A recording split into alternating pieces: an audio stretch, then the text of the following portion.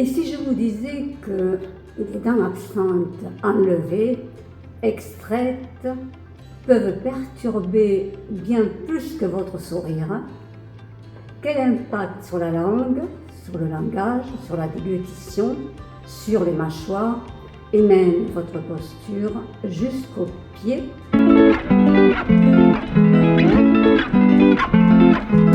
Dans cette vidéo, continuons notre plongée dans les abysses méconnus des dents perdues et voyons comment la perte de dents peut perturber votre quotidien sans que vous en ayez conscience.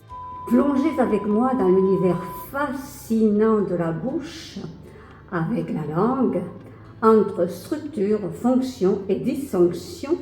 Nous allons aussi explorer le rôle essentiel des glandes salivaires, le mystère de leur nombre, la composition secrète de la salive et son incroyable influence sur notre quotidien.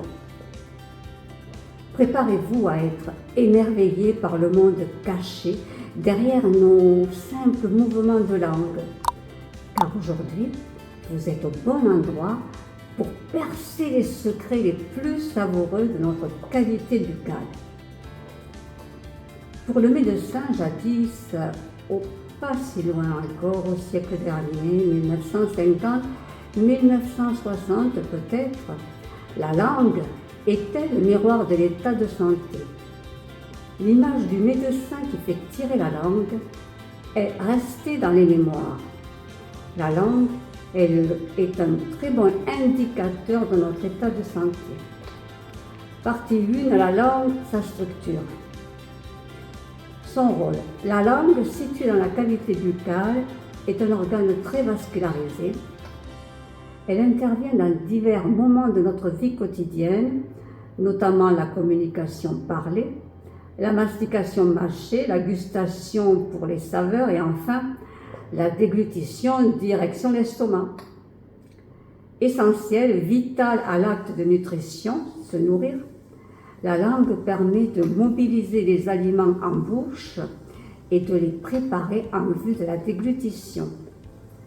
Elle fait passer le bol alimentaire d'un côté à l'autre de la cavité buccale pour la mastication. Ensuite, c'est elle qui propulse le bol alimentaire avec force vers le pharynx, tel un piston. La langue, organe du goût, reconnaît les saveurs grâce à ses papilles gustatives. La surface de la langue est recouverte de nombreux capteurs, ce qui lui permet de reconnaître le chaud et le froid, si un aliment est dur ou plutôt mou. C'est un organe des sens au même titre que les yeux pour le visuel, les oreilles pour l'auditif, le nez pour l'odorat, la peau pour le toucher, appelé aussi le kinesthésique. Mais lorsque certaines dents sont absentes, perdues, la langue ne peut pas fonctionner normalement. Les dysfonctions de la langue, alors il va y avoir des problèmes de déglutition. La langue va compenser les dents absentes en adoptant des positions anormales au moment d'avaler, la déglutition. Il va y avoir alors des déséquilibres musculaires. L'absence de certaines dents peut perturber l'équilibre musculaire de la bouche et de la mâchoire, entraînant une surutilisation ou une sous-utilisation de certains muscles. Des muscles vont trop fonctionner non-stop, c'est la surutilisation, alors que d'autres, pas du tout, c'est la sous-utilisation. Il va y avoir alors des déséquilibres musculaires. L'absence de certaines dents peut perturber l'équilibre musculaire de la bouche et de la mâchoire, entraînant une surutilisation ou une sous-utilisation de certains muscles. Des muscles vont trop fonctionner non-stop, c'est la surutilisation, alors que d'autres, pas du tout, c'est la sous-utilisation. Et cela peut conduire à des tensions musculaires et des déséquilibres posturaux et des douleurs. Altération de la mastication qui est alors insuffisante quand les dents manquent à l'appel. Comment la langue, cette héroïne méconnue de notre bouche, parvient-elle à jongler avec la nourriture malgré l'absence de nos chères dents? L'absence des dents rend la mastication plus difficile, ce qui peut entraîner un déséquilibre alimentaire en choisissant peu à peu, sans même s'en rendre compte. On mange des aliments plus mous, hachés, qui sont avalés trop rapidement, mastication bâclée. La langue, alors, n'a pas le temps d'activer les papilles gustatives. L'aliment semble pauvre en saveur, fade. Le piège est de faire appel à une alimentation facile, rapide à utiliser. Des préparations ou des plats cuisinés industriels, produits ultra transformés, gorgés d'additifs qui vont satisfaire les papilles. Nous mangeons trop salé, trop sucré, soupe, biscuits, snacks, plats industriels. Vous savez de quoi je parle. Aux saveurs intenses qui entretiennent l'envie de manger vite et plus encore et conduisent trop souvent à l'addiction avec conséquence le poids et les problèmes de santé que certains d'entre vous connaissent. Savez-vous, il n'y a pas si longtemps, le diabète de type 2, compagnon fidèle du surpoids, ce diabète touchait uniquement les personnes aisées, maladie des gens riches, après la cinquantaine. Aujourd'hui, le diabète de type 2 est de plus en plus présent chez les adolescents et même les enfants dans toutes les catégories sociales. L'absence de dents peut aussi entraîner l'altération de l'élocution. Quand nous parlons, la langue vient normalement en appui sur certaines dents. Et l'absence de dents entraîne donc des difficultés pour parler, ce qui peut être un handicap social au quotidien.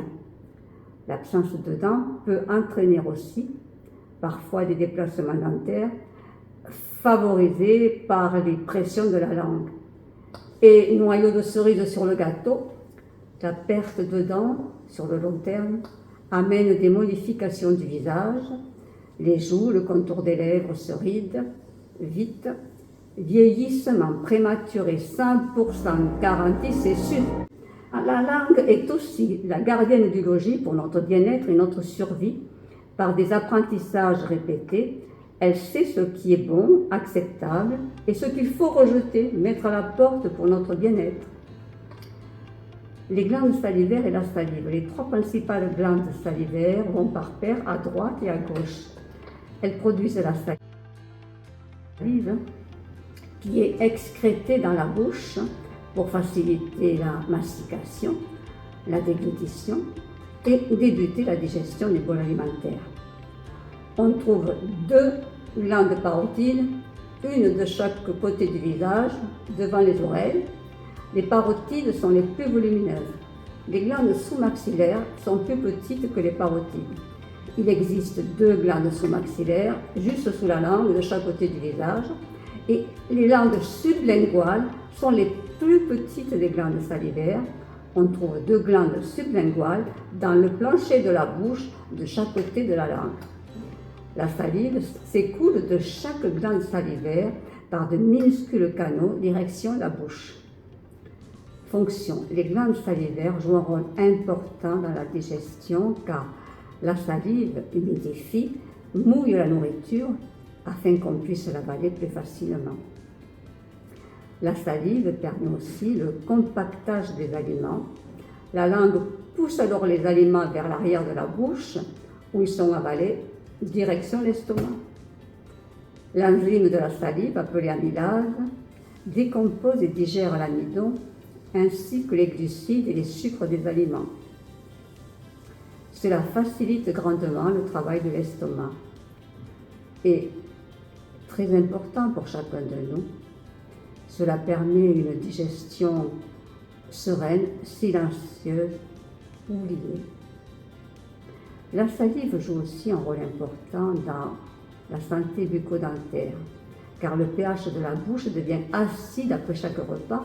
Or, ce milieu acide favorise, nous l'avons vu, le développement de bactéries Pour y remédier, éviter cela, les glandes vont augmenter le flux salivaire, la production de salive. Cela va faire baisser l'acidité de la bouche. La salive régule donc le pH, c'est son pouvoir tampon. C'est très utile pour éviter les infections de la bouche et de la gorge. La salive humidifie aussi la cavité buccale, ce qui aide à parler, à avaler et améliore éventuellement le port d'un dentier. La salive au garde à vous, prête à servir à tout instant, est la servante gardienne fidèle de la cérémonie repas. Qui n'a pas senti cette salive qui envahit la bouche à la promesse d'un mets, d'un plat évoqué ou que l'on voit ou que l'on sent peut-être des bruits dans la cuisine? La salive jaillit alors dans la bouche. Avoir l'eau à la bouche est l'expression. Et c'est le moment de manger. C'est un réflexe conditionné. Bonus, la litose. Pourquoi a-t-on mauvaise bouche? Le plus souvent, la mauvaise haleine est d'origine buccale. La bouche contient des bactéries qui se nourrissent des protéines de l'alimentation, de la salive et des cellules buccales. Les bactéries libèrent alors après leur festin des composés sulfurés, volatiles et malodorants dans la bouche. 60% des bactéries de la bouche se trouvent à la surface de la langue, dans des petits replis, les villosités. La langue est de ce fait responsable pour moitié des cas de mauvaise haleine d'origine buccale. Allez, j'enfonce le clou un peu plus.